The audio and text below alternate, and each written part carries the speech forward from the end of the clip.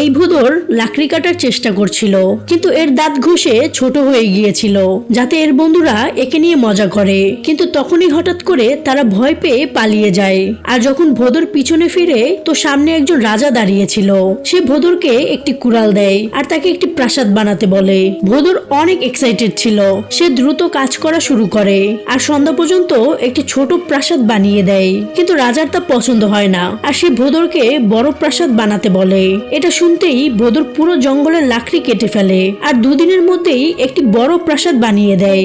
রাজার যখন চোখ খোলে তো সে দেখে যে সে আকাশে আছে। রাজার ওই প্রাসাদ অনেক পছন্দ হয়, কিন্তু হঠাৎ করে ওই প্রাসাদ নড়তে শুরু করে। এই কারণে সে রেগে নিচে গিয়ে ভোঁদরকে বকে আর তাকে উঠিয়ে দূরে ফেলে দেয়। এরপর রাগ করে তার প্রাসাদে পৌঁছে যায়। এতে ভোঁদরের প্রচন্ড রাগ উঠে আর তখন জোরে বাতাস আসে যাতে সবকিছু ভাঙতে শুরু করে। এর সুযোগ নিয়ে ভোঁদর কুড়াল চালায় আর রাজা বাতাসেই মারা যায়।